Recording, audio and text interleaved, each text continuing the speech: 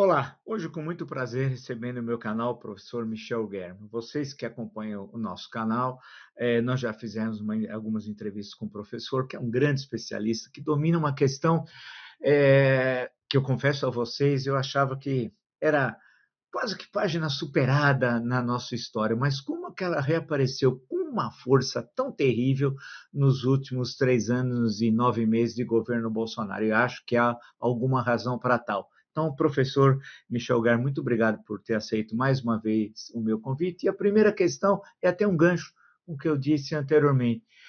Não sei se eu estou exagerando, mas como que nos últimos 3 anos e 9 meses de governo Jair Bolsonaro, o aparecimento do nazismo, de símbolos, ideias, conceitos, pessoas, fatos, estão tão presentes na nossa conjuntura? Como é que o senhor explica? Muito obrigado por ter aceito o meu convite. Eu que agradeço o convite, Vila. Eu acho que a situação é uma situação que remete à vitória do Bolsonaro em 2018, na verdade, remete aos meses anteriores da vitória do Bolsonaro, né? As pessoas que acompanham o desenvolvimento da carreira política do Bolsonaro sabem que Bolsonaro tem como referência de atuação muito constante, muito consolidada, vínculos com movimentos de extrema-direita, dentro deles, efetivamente, vínculos de proximidade com o neonazismo e com o hitlerismo. Bolsonaro foi eleito sendo hitlerista. Bolsonaro é uma pessoa que se afirma de maneira bastante constante com uma certa simpatia pelas perspectivas neonazistas. Eu posso aqui citar 3 exemplos só para a gente entender do que a gente está falando, né?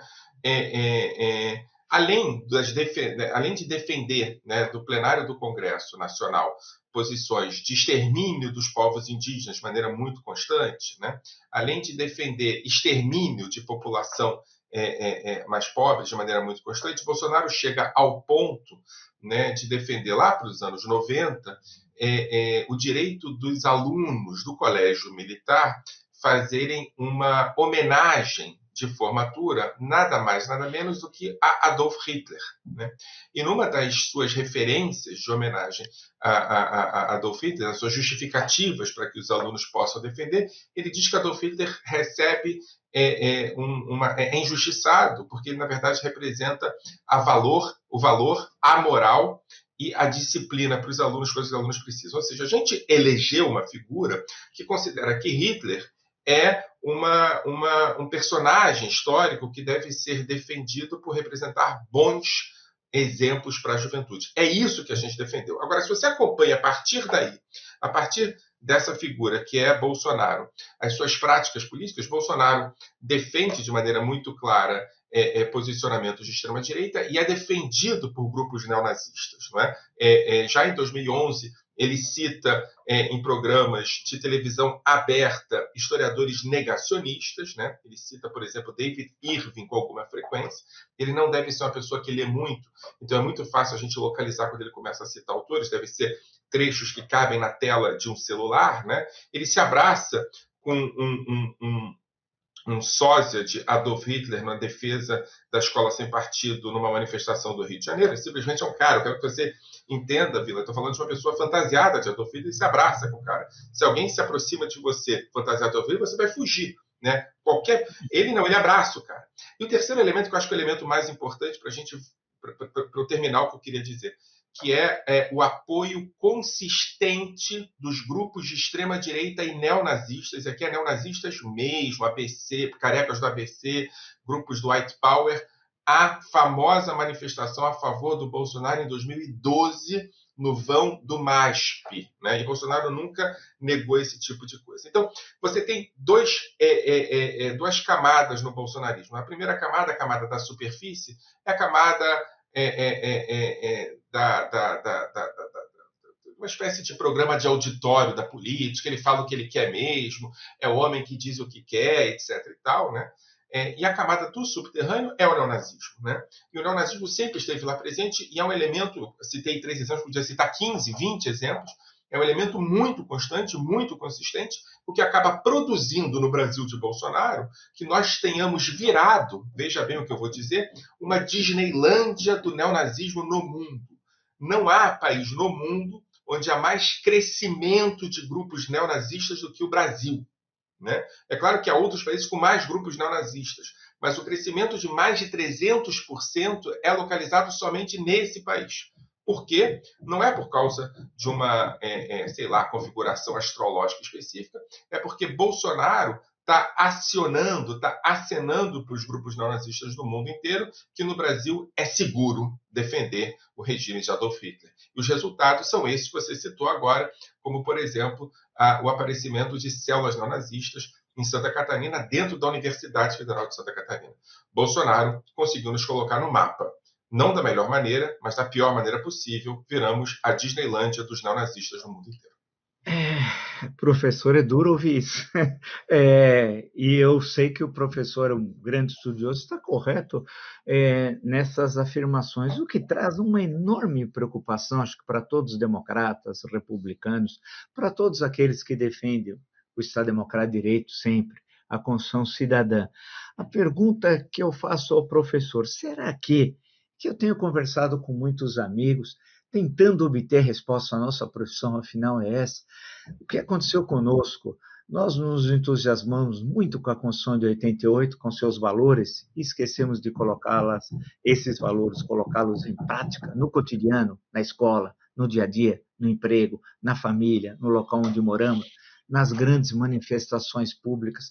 Como é possível hoje, em 2022, mais de 3 décadas da promulgação da Constituição mais importante da história do Brasil em termos de liberdades democráticas, nós, um país como o nosso, ter virado, usando uma sua expressão, muito feliz, mas muito dura, uma Disneylândia do neofascismo no mundo? Olha, Vila, eu peguei os exemplos ligados diretamente ao nazismo. Tá? Eu podia também falar da gramática nazista, né? A história do Albert Mark Frey, o trabalho liberta, ter surgido em vários momentos, né, na política do governo, um slogan muito presente. A história do secretário de Cultura fantasiado de Goebbels, não é? O slogan do governo, seu slogan do Brasil acima de tudo. Não é? Eu podia também falar sobre um povo, uma pátria e uma língua, que ele utiliza com alguma frequência.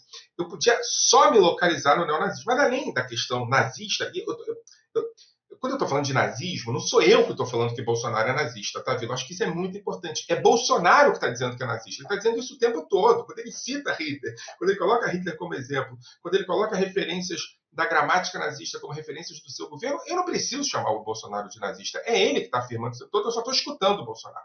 Né? Você sabe, Vila, que eu sou historiador e antropólogo, né? Então eu estou fazendo trabalho de campo, eu estou escutando a fonte. Né?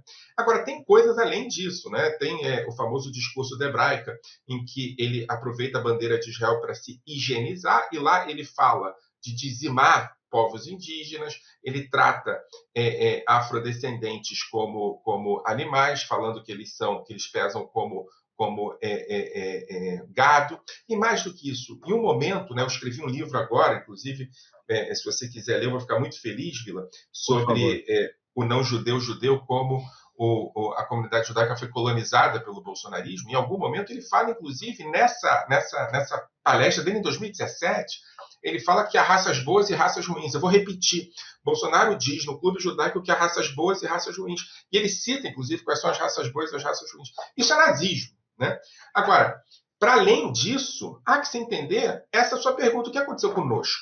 Né? Não há, isso é muito importante, não há nenhum momento em que o fascismo e o nazismo se consolidam como alternativa de poder, em que setores não nazistas e não fascistas da sociedade não percebem esse setor como um setor alternativo, como uma alternativa concreta. Né? Isso acontece na República de Weimar, isso acontece na Grande Marcha dos fascistas na Itália, isso acontece com a ascensão da extrema-direita nos Estados Unidos. É como se houvesse setores de um liberalismo econômico que percebem que o liberalismo político não é importante. Né? E a nossa Constituição de 88 é uma Constituição profundamente liberal no sentido político do termo. Não é?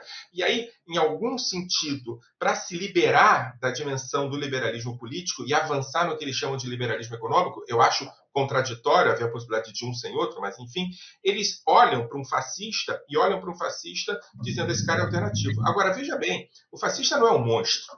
né? O fascista não é um cara que baba sangue, né? O fascista é minha tia, tua tia, aquele cara que vai no churrasco, aquele cara que fala o que pensa, sabe? E é essa a imagem que o Bolsonaro vendeu. A imagem que o Bolsonaro vendeu é do homem verdadeiro, que fala o que pensa. E é isso que nos fez acreditar que ele podia nos livrar, segundo a perspectiva de alguns liberais econômicos, da ameaça de uma esquerda estatizante.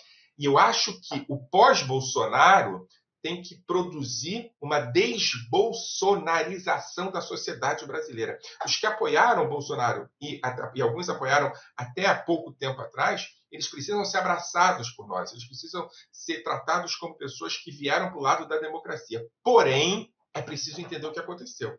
Porque apesar de Bolsonaro não parecer um monstro que baba sangue, parecer aquele nosso parente que fala o que pensa, etc. e tal, em última instância, as coisas que ele falou nos últimos 20, 25 anos eram aterrorizantes, sim. Ele elogiou Hitler, ele tratou negros como animais, ele falou que não houve escravidão no Brasil, e ele, inclusive, disse que não houve holocausto. A gente elegeu um negacionista do holocausto. Eu acho que essa pergunta que você faz pode ser explicada pela metade com a questão do liberalismo econômico, etc. e tal, mas tem uma outra metade que não pode ser explicada. É como é que nós, como sociedade, passamos a ser tão pouco sensíveis a um racista, homofóbico, antissemita como o Bolsonaro. Como é que a gente chegou até lá? Eu acho que essa é uma análise que a gente vai ter que fazer nos próximos anos.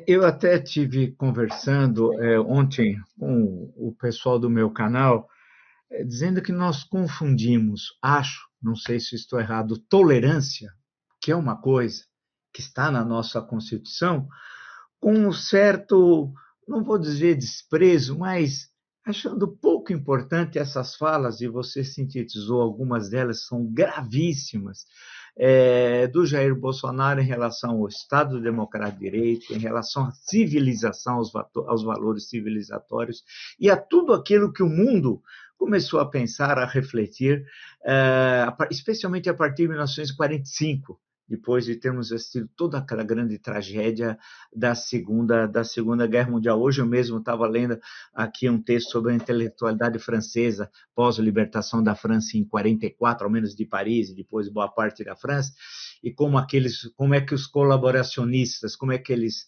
foram se recolocar numa nova ordem política. Muitos foram fuzilados, outros foram condenados a longas penas, outros foram para o exílio, outros voltaram à França. Eu estava lendo intelectuais importantes da França, pré-ocupação de 1940.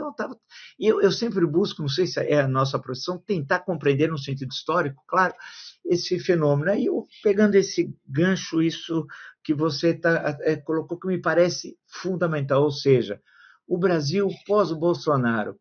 Eu sei, evidentemente, nós não temos receita, não é igual antigamente havia um livro de culinária Dona Benta, não é isso.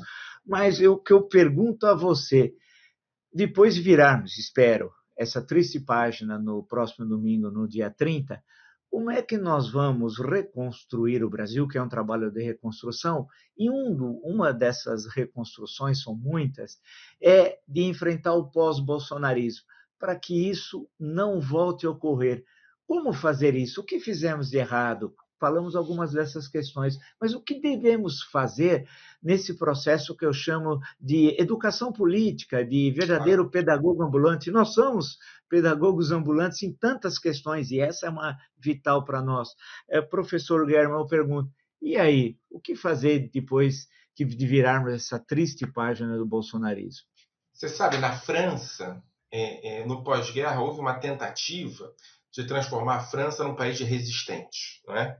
O debate sobre as funções que cada um teve no regime de Vichy, e não só no regime de Vichy, mas também como colaboracionistas do outro lado, só foram tratados lá pela década de 50, não é, Vila? A gente sabe lá, a gente lê o texto do Henri Rousseau, que começa a trabalhar a ideia de que quem somos nós de fato. Eu me lembro, e me perdoa falar sobre uma história pessoal, eu morava num prédio na Tijuca, no Rio de Janeiro, em que compartilhávamos o elevador, eu, filho de um homem de esquerda, e um outro garoto, filho de um torturador da Polícia Civil. A gente descia pelo mesmo elevador, o torturador e o militante de esquerda. Chegávamos no térreo, depois de conversas sobre tempo, ou sei lá o quê, e nos despedimos. Eu acho que essa é uma metáfora que o Brasil tem que superar. Assim, a ideia de que, e veja bem, eu estou falando de nazismo, mas além de nazismo, Bolsonaro defendeu o único torturador que foi efetivamente punido, ou quase foi punido pelas suas torturas. Ele fez isso no plenário. Não é? Eu acho que a ideia de que cabe torturadores andar entre nós, pensando aqui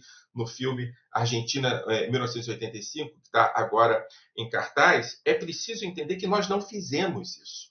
Nós fizemos com que vítimas da tortura caminhassem ao lado dos seus torturadores. A gente fez com que a tolerância com torturadores, com monstros torturadores, fosse possível nesse país. Não há o que tolerar com o nazismo. Quer dizer, o debate entre aquele que quer me destruir e eu que tenho que ser destruído por ele não é possível. Né?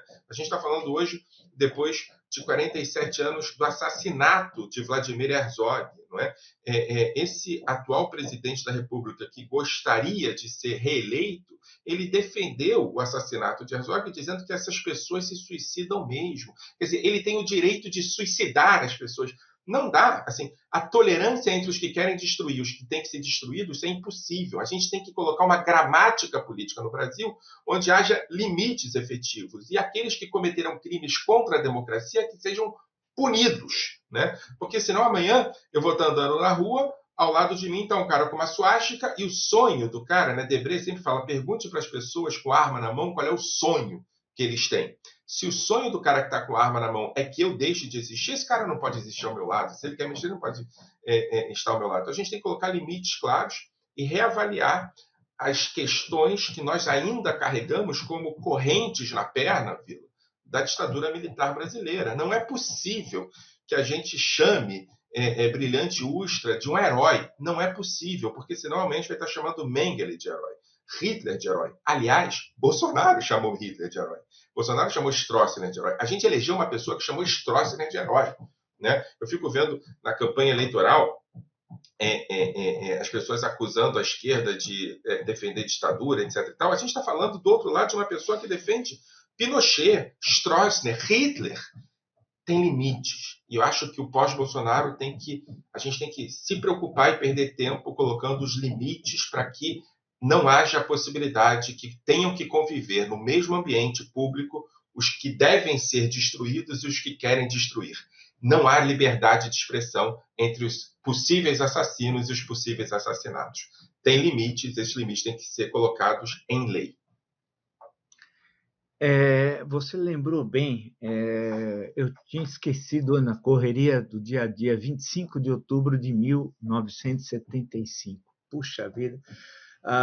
Eu trabalhei tantos anos na TV Cultura, lembrar que o Vladimir Herzog, aos mais novos, era diretor de jornalismo da TV Cultura, foi convidado a ir ao então Segundo Exército na Rua Tutóia, hoje Comando do Sudeste, o foi livremente, né? Falou que iria no dia seguinte, acabou comparecendo e foi assassinado no Segundo Exército. Né? Nós temos aí inúmeros livros, o próprio do Fernando Pacheco Jordão tem aqui, de outros autores e outros que viveram o terror que era o Tutóia Hilton, como eles chamavam durante a ditadura militar.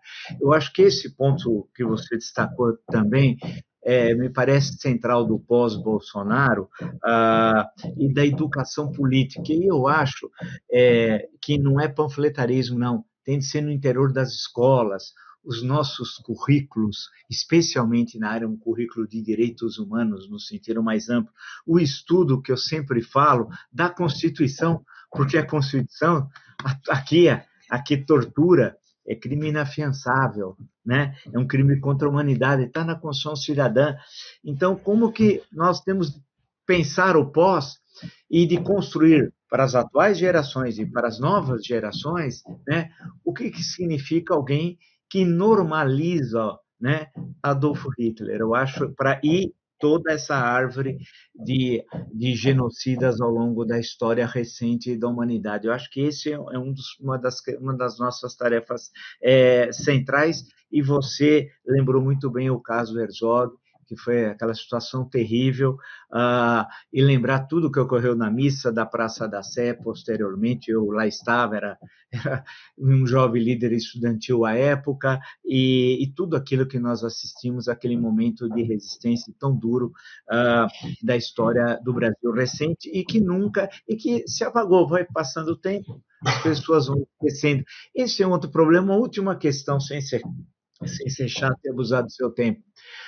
Nós temos uma tendência ao esquecimento. Eu sempre brinco lembrando do Ivan Lessa, com quem no final da vida trocamos bastante correspondência, porque ele estava apresentando um livro do pai dele, numa coleção histórica. O Ivan Lessa dizia lá na época do Pasquim que o Brasil tem mania de, a cada 15 anos, esquecer o que ocorreu nos últimos 15. Né? Eu sempre brinco com ele que ele era otimista, não era a cada 15 anos esquecer os últimos 15, mas quase que dos últimos 15 dias esqueceu o que ocorreu nos últimos 15.